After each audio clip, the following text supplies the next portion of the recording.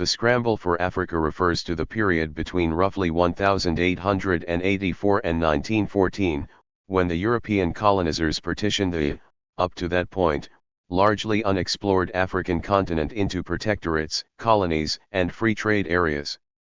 At the time, the colonizers had limited knowledge of local conditions, and their primary consideration was to avoid conflict among themselves for African soil. Since no one could foresee the short-lived colonial era, the border design, which endured the wave of independence in the 1960s, had sizable long-lasting economic and political consequences. First, the ancestral homelands of about one-third of African ethnicities straddle contemporary international borders. The resulting ethnic partitioning has contributed to civil conflict by fostering ethnic-based discrimination and by allowing countries to destabilise their neighbours.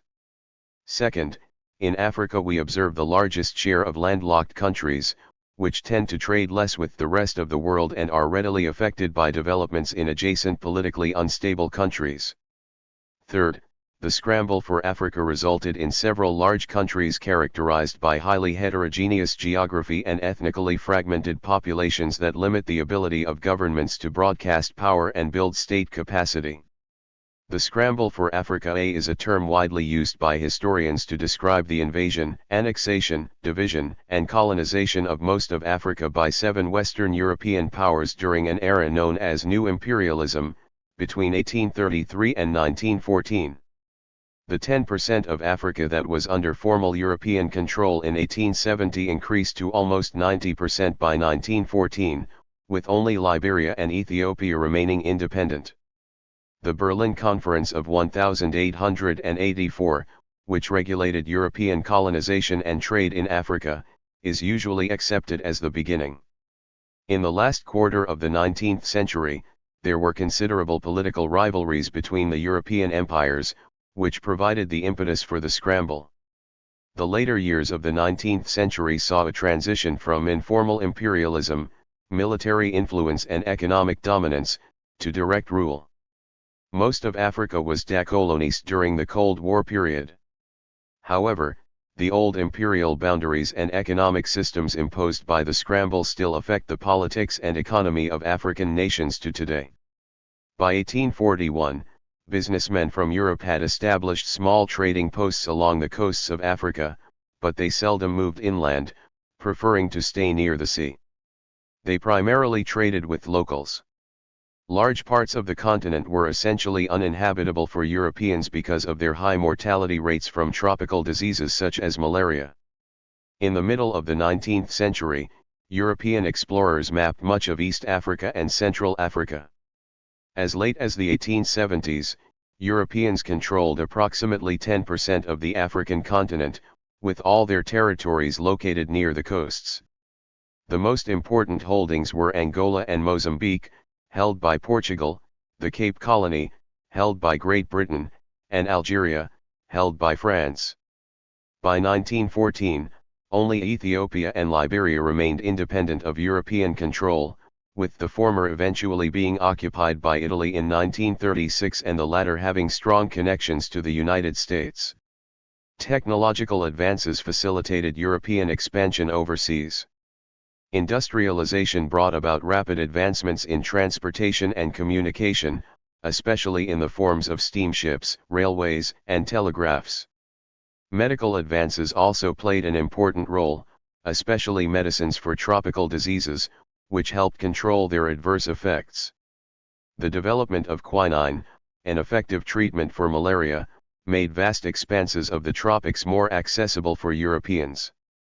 Sub-Saharan Africa, one of the last regions of the world largely untouched by informal imperialism, was attractive to business entrepreneurs. During a time when Britain's balance of trade showed a growing deficit, with shrinking and increasingly protectionist continental markets during the Long Depression, 1873 to 1896, Africa offered Britain, Germany, France, and other countries an open market that would garner them a trade surplus, a market that bought more from the colonial power than it sold overall. Surplus capital was often more profitably invested overseas, where cheap materials, limited competition, and abundant raw materials made a greater premium possible. Another inducement for imperialism arose from the demand for raw materials, especially ivory, rubber, palm oil, cocoa, diamonds, tea, and tin. Additionally, Britain wanted control of areas of southern and eastern coasts of Africa for stopover ports on the route to Asia and its empire in India. But, excluding the area which became the Union of South Africa in 1910, European nations invested relatively limited amounts of capital in Africa compared to that in other continents. Consequently, the companies involved in tropical African commerce were relatively small, apart from Cecil Rhodes's De Beers Mining Company. Rhodes had carved out Rhodesia for himself. Leopold II of Belgium created the Congo Free State for rubber and other resource production. Pro-imperialist colonial lobbyists such as the Alducher Verband, Francesco Crispi, and Jules Ferry, argued that sheltered overseas markets in Africa would solve the problems of low prices and overproduction caused by shrinking continental markets. John A. Hobson argued in Imperialism that this shrinking of continental markets was a key factor of the global new imperialism period. William Easterly, however, disagrees with the link made between capitalism and imperialism, arguing that colonialism is used mostly to promote state-led development rather than corporate development. He has said that imperialism is not so clearly linked to capitalism and the free markets. Historically, there has been a closer link between colonialism/imperialism and state-led approaches to development. While tropical Africa was not a large zone of investment, other overseas regions were. The vast interior between Egypt and the gold and diamond-rich southern Africa had strategic value in securing the flow of overseas trade. Britain was under political pressure to build up lucrative markets in India, Malaya, Australia, and New Zealand. Thus, it wanted to secure the key waterway between East and West, the Suez Canal, completed in 1869. However, a theory that Britain sought to annex East Africa during the 1880 onwards, out of geostrategic concerns connected to Egypt, especially the Suez Canal, has been challenged by historians such as John Darwin, 1997, and Jonas F. Gerso, 2015. The scramble for African territory also reflected concern for the acquisition of military and naval bases, for strategic purposes and the exercise of power. The growing navies, and new ships driven by steam power, required coaling stations and ports for maintenance. Defense bases were also needed for the protection of sea routes and communication lines, particularly of expensive and vital international waterways such as the Suez Canal. Colonies were seen as assets in balance of power negotiations, useful as items of exchange at times of international bargaining. Colonies with large native populations were also a source of military power. Britain and France used large numbers of British Indian and North African soldiers, respectively, in many of their colonial wars, and would do so again in the coming world wars. In the age of nationalism, there was pressure for a nation to acquire an empire as a status symbol. The idea of greatness became linked with the white man's burden, or sense of duty, underlying many nations' strategies. In the early 1880s, Pierre Sévorgnan de Brazza was exploring the region along the Congo River for France. At the same time, Henry Morton Stanley explored it on behalf of the Committee for Studies of the Upper Congo, backed by Leopold II of Belgium, who would have it as his personal Congo Free State. Leopold had earlier hoped to recruit Pierre Sévorgnan de Brazza, but turned to Henry Morton Stanley when the latter was recruited by the French government. France occupied Tunisia in May 1881, which may have convinced Italy to join the German-Austrian dual alliance in 1882, thus forming the Triple Alliance. The same year, Britain occupied Egypt, hitherto an autonomous state owing nominal fealty to the Ottoman Empire, which ruled over Sudan and parts of Chad, Eritrea, and Somalia. In 1884, Germany declared Togoland, the Cameroons, and Southwest Africa to be under its protection, and France occupied Guinea. French West Africa was founded in 1895 and French Equatorial Africa in 1910. In French Somaliland, a short-lived Russian colony in the Egyptian fort of Sagalo was briefly proclaimed by Tarik Cossacks in 1889. Germany, divided into small states, was not initially a colonial power. In 1862, Otto von Bismarck became Minister-President of the Kingdom of Prussia, and through a series of wars with both Austria in 1866 and France in 1870 was able to unify all of Germany under Prussian rule. The German Empire was formally proclaimed on January 18, 1871. At first, Bismarck disliked colonies but gave in to popular and elite pressure in the 1880s. He sponsored the 1884-85 Berlin Conference, which set the rules of effective control of African territories, and reduced the risk of conflict between colonial powers. Bismarck used private companies to set up small colonial operations in Africa and the Pacific. Pan-Germanism became linked to the young nation's new imperialist drives. In the beginning of the 1880s, the Deutsche Colonial Verein was created, and published the Colonial Zeitung. This colonial lobby was also relayed by the nationalist Alldeutscher Verband. Weltpolitik, world policy, was the foreign policy adopted by Kaiser Wilhelm II in 1890, with the aim of transforming Germany into a global power through aggressive diplomacy, and the development of a large navy. Germany became the third largest colonial power in Africa, the location of most of its 2.6 million square kilometers of colonial territory and 14 million colonial subjects in 1914. The African possessions were Southwest Africa, Togoland, the Cameroons, and Tanganyika. Germany tried to isolate France in 1905 with the First Moroccan Crisis. This led to the 1905 Algeciras Conference, in which France's influence on Morocco was compensated by the exchange of other territories, and then to the Agadir Crisis in 1911. After fighting alongside France during the Crimean War, 1853–56, the Kingdom of Sardinia sought to unify the Italian peninsula, with French support. Following a war with Austria in 1859, Sardinia, under the leadership of Giuseppe Garibaldi, was able to unify most of the peninsula by 1861, establishing the Kingdom of Italy. Following unification, Italy sought to expand its territory and become a great power, taking possession of parts of Eritrea in 1870 and 1882. In 1889–90, it occupied territory on the south side of the Horn of Africa, forming what would become Italian Somaliland. In the disorder that followed the 1889 death of Emperor Yohannes IV, General Orest Baratieri occupied the Ethiopian highlands along the Eritrean coast, and Italy proclaimed the establishment of a new colony of Eritrea, with its capital moved from Missawa to Asmara. When relations between Italy and Ethiopia deteriorated, the First Italo-Ethiopian War broke out in 1895. Italian troops were defeated as the Ethiopians had numerical superiority, better organization, and support from Russia and France. In 1911, Italy engaged in a war with the Ottoman Empire, in which it acquired Tripolitania and Cyrenaica, that together formed what became known as Italian Libya.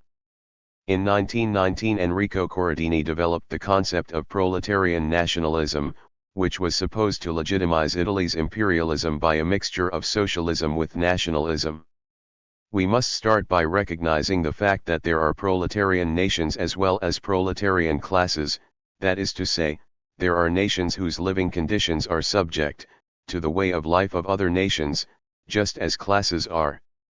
Once this is realized, nationalism must insist firmly on this truth: Italy is, materially and morally, a proletarian nation.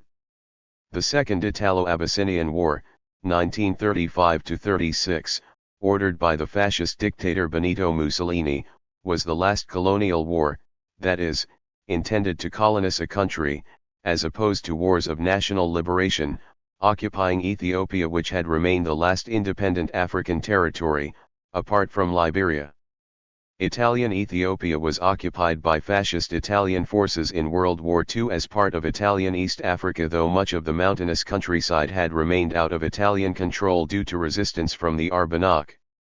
The occupation is an example of the expansionist policy that characterized the Axis powers as opposed to the scramble for Africa. David Livingstone's explorations, carried on by Henry Morton Stanley, excited imaginations with Stanley's grandiose ideas for colonization, but these found little support owing to the problems and scale of action required, except from Leopold II of Belgium, who in 1876 had organized the International African Association. From 1869 to 1874, Stanley was secretly sent by Leopold II to the Congo region, where he made treaties with several African chiefs along the Congo River and by 1882 had sufficient territory to form the basis of the Congo Free State. While Stanley was exploring the Congo on behalf of Leopold II of Belgium, the Franco-Italian marine officer Pierre de Brazza traveled into the western Congo basin and raised the French flag over the newly founded Brazzaville in 1881, thus occupying today's Republic of the Congo. Portugal, which also claimed the area because of old treaties with the Kingdom of Congo, made a treaty with Britain on February 26, 1884 to block off Leopold's access to the Atlantic. By 1890 the Congo Free State had consolidated control of its territory between Leopoldville and Stanleyville and was looking to push south down the Lualaba River from Stanleyville. At the same time, the British South Africa Company of Cecil Rhodes was expanding north from the Limpopo River, sending the pioneer column, guided by Frederick Selous, through Matabeleland, and starting a colony in Mashonaland. Tiputip, a Zanzibari Arab based in the Sultanate of Zanzibar, also played a major role as a protector of European explorers, ivory trader and slave trader. Having established a trading empire within Zanzibar and neighboring areas in East Africa, Tiputip would shift his alignment towards the rising colonial powers in the region, and at the proposal of Henry Morton Stanley, Tiputip became a governor of the Stanley Falls district, Boyoma Falls, in Leopold's Congo Free State, before being involved in the Congo Arab War against Leopold II's colonial state. To the west, in the land where their expansions would meet, was Katanga, site of the Yek Kingdom of Misiri. Misiri was the most militarily powerful ruler in the area and traded large quantities of copper, ivory, and slaves, and rumors of gold reached European ears. The scramble for Katanga was a prime example of the period. Rhodes sent 2 expeditions to Misiri in 1890 led by Alfred Sharp, who was rebuffed, and Joseph Thomson, who failed to reach Katanga. Leopold sent 4 expeditions. First, the Le Marinal expedition could only extract a vaguely worded letter. The Del Commune expedition was rebuffed. The well-armed Stairs expedition was given orders to take Katanga with or without Misiri's consent. Misiri refused, was shot, and his head was cut off and stuck on a pole as a barbaric lesson to the people. 38 The Bia River expedition finished the job of establishing an administration of sorts and a police presence in Katanga. Thus, the 500,000 square kilometers of Katanga came into Leopold's possession and brought his African realm up to 2,300,000 square kilometers, 890,000 square miles, about 75 times larger than Belgium. The Congo Free State imposed such a terror regime on the colonized people, including mass killings and forced labor, that Belgium, under pressure from the Congo Reform Association, ended Leopold II's rule and annexed it on August 20, 1908 as a colony of Belgium, known as the Belgian Congo. The brutality of King Leopold II in his former colony of the Congo Free State was well documented. Up to 8 million of the estimated 16 million native inhabitants died between 1885 and 1908. According to Roger Casement, an Irish diplomat of the time, this depopulation had 4 main causes: indiscriminate war, starvation, reduction of births and diseases. Sleeping sickness ravaged the country and must also be taken into account for the dramatic decrease in population. It has been estimated that sleeping sickness and smallpox killed nearly half the population in the area surrounding the lower Congo River. 44 estimates of the death toll vary considerably. As the first census did not take place until 1924, it is difficult to quantify the population loss of the period. The Casement report set it at 3 million. William Rubinstein writes, more basically, it appears almost certain that the population figures given by Hochschild are inaccurate. There is, of course, no way of ascertaining the population of the Congo before the 20th century, and estimates like 20 million are purely guesses. Most of the interior of the Congo was literally unexplored if not inaccessible. A similar situation occurred in the neighboring French Congo, where most of the resource extraction was run by concession companies, whose brutal methods, along with the introduction of disease, resulted in the loss of up to 50% of the indigenous population according to Hochschild. The French government appointed a commission headed by de Brazza in 1905 to investigate the rumored abuses in the colony. However, de Brazza died on the return trip, and his searingly critical report was neither acted upon nor released to the public. In the 1920s, about 20,000 forced laborers died building a railroad through the French territory. In order to construct the Suez Canal, French diplomat Ferdinand de Lesseps had obtained many concessions from Ismail Pasha, the Khedive of Egypt and Sudan in 1854–56. Some sources estimate the workforce at 30,000, but others estimate that 120,000 workers died over the 10 years of construction from malnutrition, fatigue, and disease, especially cholera. Shortly before its completion in 1869, Khedive Ismail borrowed enormous sums from British and French bankers at high rates of interest. By 1875, he was facing financial difficulties and was forced to sell his block of shares in the Suez Canal. The shares were snapped up by Britain, under Prime Minister Benjamin Disraeli, who sought to give his country practical control in the management of this strategic waterway. When Ismail repudiated Egypt's foreign debt in 1879, Britain and France seized joint financial control over the country, forcing the Egyptian ruler to abdicate and installing his eldest son Tewfik Pasha in his place. The Egyptian and Sudanese ruling classes did not relish foreign intervention. During the 1870s, European initiatives against the slave trade caused an economic crisis in northern Sudan, precipitating the rise of Mahdiist forces. In 1881, the Mahdiist revolt erupted in Sudan under Muhammad Ahmed, severing Tewfik's authority in Sudan. The same year, Tewfik suffered an even more perilous rebellion by his own Egyptian army in the form of the Urabi Revolt. In 1882, Tewfik appealed for direct British military assistance, commencing Britain's administration of Egypt. A joint British-Egyptian military force entered in the Mahdiist War. Additionally, the Egyptian province of Equatoria, located in South Sudan, led by Emin Pasha, was also subject to an ostensible relief expedition of Emin Pasha against Mahdiist forces. The British-Egyptian force ultimately defeated the Mahdiist forces in Sudan in 1898.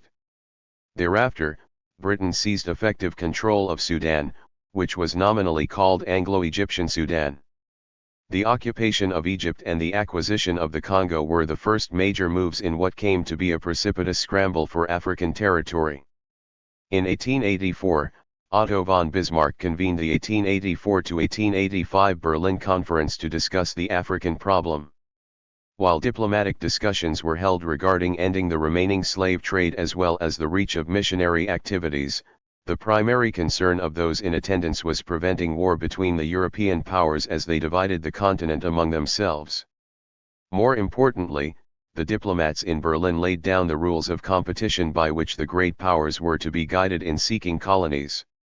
They also agreed that the area along the Congo River was to be administered by Leopold II as a neutral area in which trade and navigation were to be free.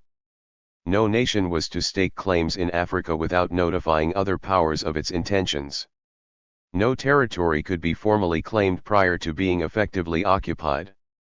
However, the competitors ignored the rules when convenient, and on several occasions war was only narrowly avoided. See Fashoda incident. The Swahili coast territories of the Sultanate of Zanzibar were partitioned between Germany and Britain, initially leaving the archipelago of Zanzibar independent until 1890, when that remnant of the Sultanate was made into a British protectorate with the Heligoland, Zanzibar Treaty. Britain's administration of Egypt and the Cape Colony contributed to a preoccupation over securing the source of the Nile River. Egypt was taken over by the British in 1882, leaving the Ottoman Empire in a nominal role until 1914, when London made it a protectorate. Egypt was never an actual British colony. Sudan, Nigeria, Kenya, and Uganda were subjugated in the 1890s and early 20th century, and in the south, the Cape Colony, first acquired in 1795, provided a base for the subjugation of neighboring African states and the Dutch Afrikaner settlers who had left the Cape to avoid the British and then founded their own republics. Theophilus Shepstone annexed the South African Republic in 1877 for the British Empire, after it had been independent for 20 years. In 1879, after the Anglo-Zulu War, Britain consolidated its control of most of the territories of South Africa. The Boers protested, and in December 1880 they revolted, leading to the First Boer War. British Prime Minister William Gladstone signed a peace treaty on March 23, 1881, giving self-government to the Boers in the Transvaal. The Jameson Raid of 1895 was a failed attempt by the British South Africa Company and the Johannesburg Reform Committee to overthrow the Boer government in the Transvaal. The Second Boer War, fought between 1899 and 1902, was about control of the gold and diamond industries. The independent Boer republics of the Orange Free State and the South African Republic were this time defeated and absorbed into the British Empire. The French thrust into the African interior was mainly from the coasts of West Africa, present-day Senegal, eastward, through the Sahel along the southern border of the Sahara. Their ultimate aim was to have an uninterrupted colonial empire from the Niger River to the Nile, thus controlling all trade to and from the Sahel region by virtue of their existing control over the caravan routes through the Sahara. The British, on the other hand, wanted to link their possessions in southern Africa with their territories in East Africa and these two areas with the Nile Basin. The Sudan, which included most of present-day Uganda, was the key to the fulfillment of these ambitions, especially since Egypt was already under British control. This red line through Africa is made most famous by Cecil Rhodes. Along with Lord Milner, the British colonial minister in South Africa, Rhodes advocated such a Cape to Cairo empire, linking the Suez Canal to the mineral-rich South Africa by rail. Though hampered by German occupation of Tanganyika until the end of World War I, Rhodes successfully lobbied on behalf of such a sprawling African empire. Britain had sought to extend its East African empire contiguously from Cairo to the Cape of Good Hope, while France had sought to extend its own holdings from Dakar to the Sudan, which would enable its empire to span the entire continent from the Atlantic Ocean to the Red Sea. If one draws a line from Cape Town to Cairo, Rhodes's dream, and one from Dakar to the Horn of Africa, the French ambition, these two lines intersect somewhere in eastern Sudan near Fashoda, explaining its strategic importance. A French force under Jean-Baptiste Marchand arrived first at the strategically located fort at Fashoda, soon followed by a British force under Lord Kitchener, Commander-in-Chief of the British Army since 1892. The French withdrew after a standoff and continued to press claims to other posts in the region. The Fashoda incident ultimately led to the signature of the Entente Cordiale of 1904, which guaranteed peace between the two. In 1890, both the United Kingdom and France were able to reach a diplomatic solution over a colonial dispute that would guarantee freedom of trade for the British Empire while allowing France to expand their influence in North Africa. 64 In exchange for France recognizing Britain's protectorate over Zanzibar, the British Empire recognized France's claim to Madagascar as well as their sphere of influence in North Africa stretching down to the border region of Sokoto. However, finally demarcating this border was difficult to do without a large map. Although the Berlin Conference had set the rules for the scramble for Africa, it had not weakened the rival imperialists. As a result of the Entente Cordiale, the German Kaiser decided to test the solidity of such influence, using the contested territory of Morocco as a battlefield. Kaiser Wilhelm II visited Tangier on March 31, 1905 and made a speech in favor of Moroccan independence, challenging French influence in Morocco. France's presence had been reaffirmed by Britain and Spain in 1904. The Kaiser's speech bolstered French nationalism, and with British support the French Foreign Minister, Théophile Delcas, took a defiant line. The crisis peaked in mid-June 1905, when Delcas was forced out of the ministry by the more conciliation-minded Premier Maurice Rivière. but by July 1905 Germany was becoming isolated, and the French agreed to a conference to solve the crisis. The 1906 Algeciras Conference was called to settle the dispute. Of the 13 nations present, the German representatives found their only supporter was Austria-Hungary, which had no interest in Africa. France had firm support from Britain, the US, Russia, Italy, and Spain. The Germans eventually accepted an agreement, signed on May 31, 1906, whereby France yielded certain domestic changes in Morocco but retained control of key areas. However, 5 years later the Second Moroccan Crisis, or Agadir Crisis, was sparked by the deployment of the German gunboat Panther to the port of Agadir in July 1911.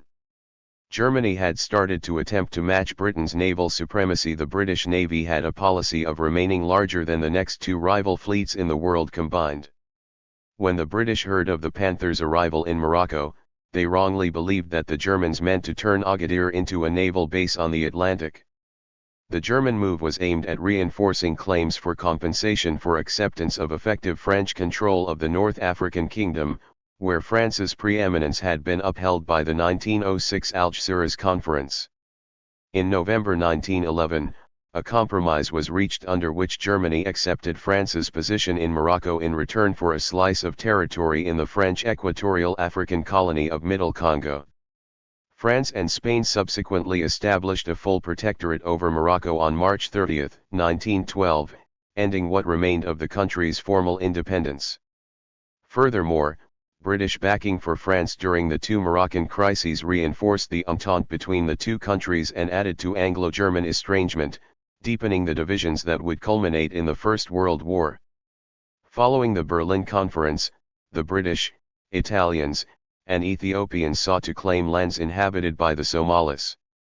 The Dervish movement, led by Sayyid Muhammad Abdullah Hassan, existed for 21 years, from 1899 until 1920. The Dervish movement successfully repulsed the British Empire 4 times and forced it to retreat to the coastal region. Because of these successful expeditions, the Dervish movement was recognized as an ally by the Ottoman and German empires. The Turks named Hassan Emir of the Somali nation, and the Germans promised to officially recognize any territories the Dervishes were to acquire. After a quarter of a century of holding the British at bay, the Dervishes were finally defeated in 1920 as a direct consequence of Britain's use of aircraft. Between 1904 and 1908, Germany's colonies in German Southwest Africa and German East Africa were rocked by separate, contemporaneous native revolts against their rule. In both territories the threat to German rule was quickly defeated once large-scale reinforcements from Germany arrived, with the Herero rebels in German Southwest Africa being defeated at the Battle of Waterberg and the Maji-Maji rebels in German East Africa being steadily crushed by German forces slowly advancing through the countryside, with the natives resorting to guerrilla warfare. German efforts to clear the bush of civilians in German Southwest Africa resulted in a genocide of the population.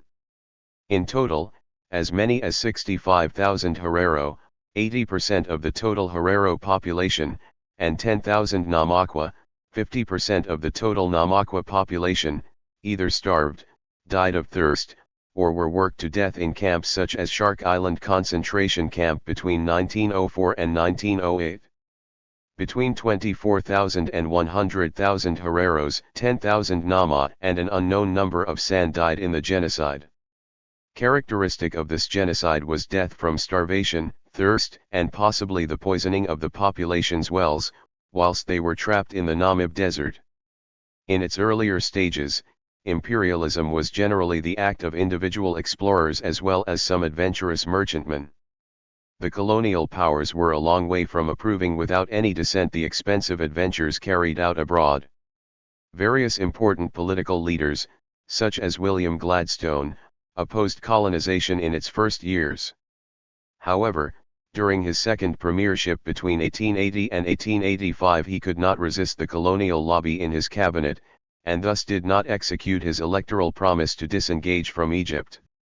Although Gladstone was personally opposed to imperialism, the social tensions caused by the Long Depression pushed him to favor jingoism. The imperialists had become the parasites of patriotism. In France, radical politician Georges Clemenceau was adamantly opposed to it. He thought colonization was a diversion from the blue line of the Vosges Mountains, that is revanchism and the patriotic urge to reclaim the Alsace-Lorraine region which had been annexed by the German Empire with the 1871 Treaty of Frankfurt. Clemenceau actually made Jules Ferry's cabinet fall after the 1885 Tonkin disaster. According to Hannah Arendt in The Origins of Totalitarianism, 1951, this expansion of national sovereignty on overseas territories contradicted the unity of the nation-state which provided citizenship to its population. Thus, a tension between the universalist will to respect human rights of the colonized people, as they may be considered as citizens of the nation-state, and the imperialist drive to cynically exploit populations deemed inferior began to surface. Some, in colonizing countries, opposed what they saw as unnecessary evils of the colonial administration when left to itself, as described in Joseph Conrad's Heart of Darkness, 1899, published around the same time as Kipling's The White Man's Burden or in Louis Ferdinand Céline's Journey to the End of the Night, 1932. Colonial lobbies emerged to legitimize the scramble for Africa and other expensive overseas adventures. In Germany, France, and Britain, the middle class often sought strong overseas policies to ensure the market's growth. Even in lesser powers, voices like Enrico Corradini claimed a place in the sun for so-called proletarian nations, bolstering nationalism and militarism in an early prototype of fascism. A plethora of colonialist propaganda pamphlets, ideas, and imagery played on the colonial power psychology of popular jingoism and proud nationalism. 81 A hallmark of the French colonial project in the late 19th century and early 20th century was the civilizing mission, mission civilisatrice, the principle that it was Europe's duty to bring civilization to benighted peoples. As such, colonial officials undertook a policy of Franco-Europeanization in French colonies, most notably French West Africa and Madagascar. During the 19th century, French citizenship along with the right to elect a deputy to the French Chamber of Deputies was granted to the 4 old colonies of Guadeloupe, Martinique, Guyane, and Réunion as well as to the residents of the 4 communes in Senegal. In most cases, the elected deputies were white Frenchmen, although there were some black deputies, such as the Senegalese Blaise Diagne, who was elected in 1914. By the end of World War I the colonial empires had become very popular almost everywhere in Europe. Public opinion had been convinced of the needs of a colonial empire, although most of the metropolitans would never see a piece of it.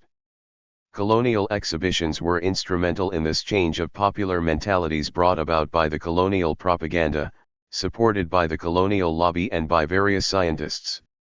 Thus, conquests of territories were inevitably followed by public displays of the indigenous people for scientific and leisure purposes. Carl Hagenbeck, a German merchant in wild animals and a future entrepreneur of most European zoos, decided in 1874 to exhibit Samoa and Sami people as purely natural populations. In 1876, he sent one of his collaborators to the newly conquered Egyptian Sudan to bring back some wild beasts and Nubians. Presented in Paris, London, and Berlin, these Nubians were very successful. Such human zoos could be found in Hamburg, Antwerp, Barcelona, London, Milan, New York City, Paris, etc., with 200,000 to 300,000 visitors attending each exhibition. Tuaregs were exhibited after the French conquest of Timbuktu, visited by René Cailly, disguised as a Muslim, in 1828, thereby winning the prize offered by the French Société de Géographie, Malagasy after the occupation of Madagascar, Amazons of Abomey after Behanzin's mediatic defeat against the French in 1894. Not used to the climatic conditions, some of the indigenous died from exposure, such as some Galibis in Paris in 1892. Geoffroy de Saint-Hilaire, director of the Jardin d'Acclimatation, decided in 1877 to organize 2 ethnological spectacles, presenting Nubians and Inuit. Ticket sales at the Jardin d'Acclimatation doubled, with 1 million paying entrances that year, a huge success for these times. Between 1877 and 1912, approximately 30 ethnological exhibitions were presented at the zoo. Negro villages were presented in Paris 1878 World's Fair.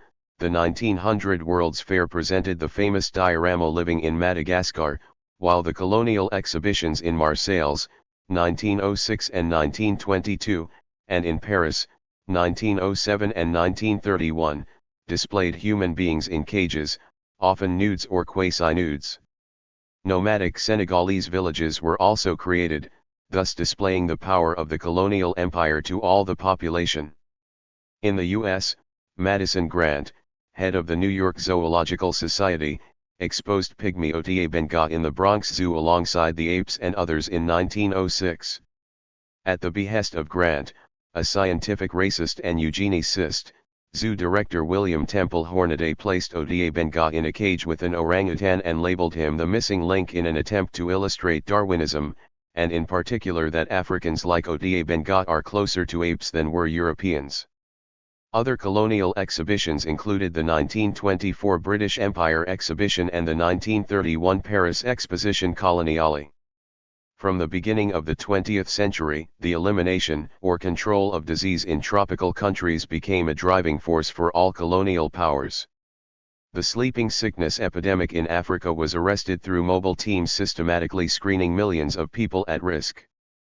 In the 1880s, cattle brought from British Asia to feed Italian soldiers invading Eritrea turned out to be infected with a disease called rinderpest. It continues to infect 90% of Africa's cattle. Decimation of native herds severely damaged local livelihoods, forcing people to labor for their colonizers. In the 20th century, Africa saw the biggest increase in its population because of lessening of the mortality rate in many countries through peace, famine relief, medicine, and above all, the end or decline of the slave trade. Africa's population has grown from 120 million in 1900 to over 1 billion today. The continuing anti-slavery movement in Western Europe became a reason and an excuse for the conquest and colonization of Africa. It was the central theme of the Brussels Anti-Slavery Conference 1889-90. From start of the scramble for Africa, virtually all colonial regimes claimed to be motivated by a desire to suppress slavery and the slave trade.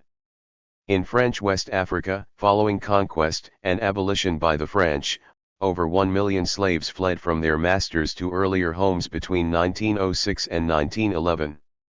In Madagascar, the French abolished slavery in 1896, and approximately 500,000 slaves were freed. Slavery was abolished in the French-controlled Sahel by 1911. Independent nations attempting to westernize or impress Europe sometimes cultivated an image of slavery suppression. In response to European pressure, the Sokoto Caliphate abolished slavery in 1900, and Ethiopia officially abolished slavery in 1932.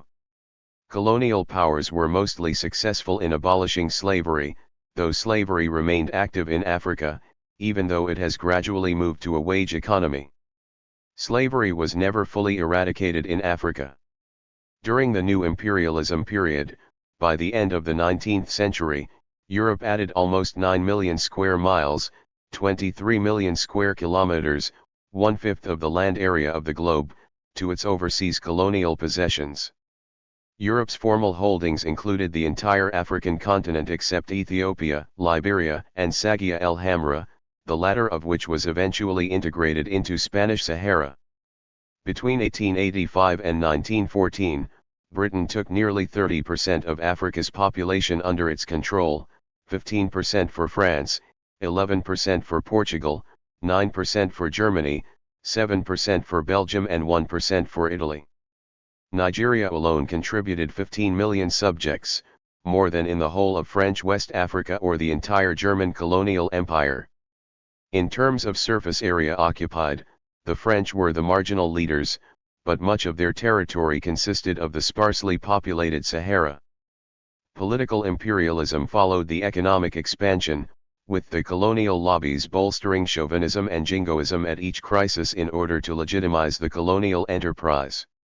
The tensions between the imperial powers led to a succession of crises, which exploded in August 1914, when previous rivalries and alliances created a domino situation that drew the major European nations into World War I. African colonies listed by colonizing power. Belgium.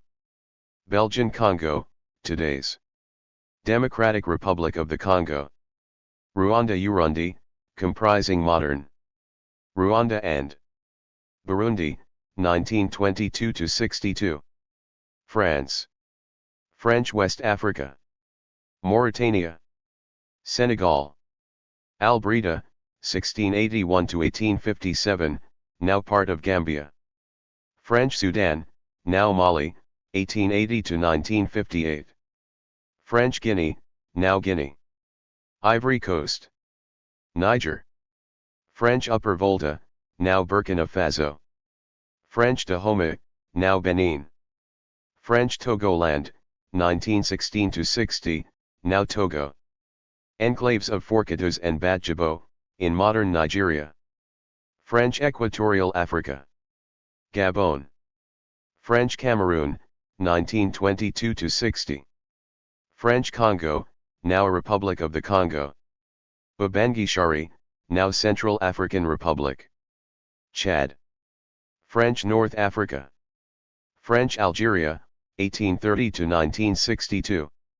Was administered as an integral part of France itself from 1848. French Protectorate of Tunisia. French Protectorate of Morocco. Fez-en-Gatames, 1943–1951, administration given by the UNO after its conquest by Charles de Gaulle. Egypt, ownership, 1798–1801, condominium of France and the United Kingdom, 1876–1882. French East Africa. French Madagascar. Comoros. Scattered islands in the Indian Ocean. French Somaliland, now Djibouti. Isle de France, 1715–1810, now Mauritius. Germany. German Cameroon, now Cameroon and part of Nigeria, 1884–1916. German East Africa, now Rwanda, Burundi, and most of Tanzania, 1885–1919. German Southwest Africa, now Namibia, 1884–1915. German Togoland, now Togo and eastern part of Ghana, 1884–1914. After the First World War, Germany's possessions were partitioned among Britain, which took a sliver of western Cameroon, Tanzania, western Togo, and Namibia, France, which took most of Cameroon and eastern Togo, and Belgium, which took Rwanda and Burundi. Italy. Italian Eritrea. Italian Somalia. Italian Ethiopia. Older Juba, annexed into Italian Somalia in 1925. Libya. Italian Tripolitania. Italian Cyrenaica. Italian Libya, from the unification of Tripolitania and Cyrenaica in 1934. During the interwar period, Italian Ethiopia formed together with Italian Eritrea and Italian Somaliland the Italian East Africa, AOI, Africa Orientale Italiana, also defined by the fascist government as El Impero. Portugal. Portuguese Angola, now Angola. Mainland Angola. Portuguese Congo. Now Cabinda province of Angola. Portuguese Mozambique. Now Mozambique. Portuguese Guinea. Now Guinea-Bissau. Portuguese Gold Coast, now part of Ghana. Portuguese Cape Verde. Portuguese São Tomé and Príncipe. São Tomé Island. Príncipe Island. Fort of São João Baptista de Ajuda. Now Ouidah, in Benin. Spain. Northern Spanish Morocco. Chefchaouen, Chaouen. Jebela, Yebela. Kurd. Lucos, Lucas. Riv. Spanish West Africa. Ifni. Southern Spanish Morocco, Cape Juby. Spanish Sahara, now Western Sahara. Sagia el Hamra. Rio de Oro. Spanish Guinea. Now Equatorial Guinea. Fernando Po. Rio Muni. Annobon. United Kingdom. The British were primarily interested in maintaining secure communication lines to India, which led to initial interest in Egypt and South Africa. Once these two areas were secure, it was the intent of British colonialists such as Cecil Rhodes to establish a Cape Cairo railway and to exploit mineral and agricultural resources. Control of the Nile was viewed as a strategic and commercial advantage. Egypt. British Cyrenaica, 1943 to 1951, now part of Libya. British Tripolitania, 1943 to 1951, now part of Libya. Anglo-Egyptian Sudan, 1899 to 1956. British Somaliland, now part of Somalia. British East Africa. Kenya Colony. Uganda Protectorate. Tanzania. Tanganyika Territory, 1919 to 61. Zanzibar. British Mauritius. Bechuanaland, now Botswana. Southern Rhodesia, now Zimbabwe. Northern Rhodesia, now Zambia. British Seychelles. British South Africa. South Africa. Transvaal Colony. Cape Colony. Colony of Natal. Orange River Colony.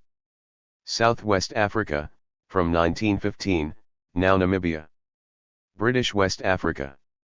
Gambia Colony and Protectorate. British Sierra Leone. Colonial Nigeria. British Togoland, 1916 to 56, today part of Ghana.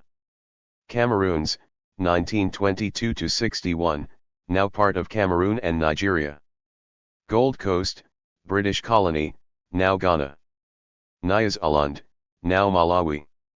Basutoland, now Lesotho. Swaziland, now Eswatini. St. Helena, Ascension, and Tristan da Cunha. Independent states. Liberia was founded, colonist. Established and controlled by the American Colonization Society, a private organization established in order to relocate freed African American and Caribbean slaves from the United States and the Caribbean islands in 1822. Liberia declared its independence from the American Colonization Society on July 26, 1847. Liberia is Africa's oldest republic and the second oldest black republic in the world, after Haiti. Liberia maintained its independence during the period as it was viewed by European powers as either a territory, colony, or protectorate of the United States. The same powers assumed Ethiopia to be a protectorate of Italy, although the country had never accepted this, and its independence from Italy was recognized after the Battle of Adwa, which resulted in the Treaty of Addis Ababa in 1896. With the exception of Italian occupation between 1936 and 1941 by Benito Mussolini's military forces, Ethiopia is Africa's oldest independent nation. Connections to modern-day events. Anti-neoliberal scholars connect the old Scramble to a new Scramble for Africa, coinciding with the emergence of an Afro-neoliberal capitalist movement in post-colonial Africa. When African nations began to gain independence after World War II, their post-colonial economic structures remained undiversified and linear. In most cases, the bulk of a nation's economy relied on cash crops or natural resources. These scholars claim that the decolonization process kept independent African nations at the mercy of colonial powers by structurally dependent economic relations. They also claim that structural adjustment programs led to the privatization and liberalization of many African political and economic systems, forcefully pushing Africa into the global capitalist market, and that these factors led to development under Western ideological systems of economics and politics. Petrostates. In the era of globalization, several African countries have emerged as petrostates, for example Angola, Cameroon, Nigeria, and Sudan. These are nations with an economic and political partnership between transnational oil companies and the ruling elite class in oil-rich African nations. Numerous countries have entered into a neo-imperial relationship with Africa during this time period. Mary Gilmerton notes that material and symbolic appropriation of space is central to imperial expansion and control, nations in the globalization era who invest in controlling land internationally are engaging in neocolonialism. Chinese, and other Asian countries, state oil companies have entered Africa's highly competitive oil sector. China National Petroleum Corporation purchased 40% of Greater Nile Petroleum Operating Company. Furthermore, the Sudan exports 50 to 60% of its domestically produced oil to China, making up 7% of China's imports.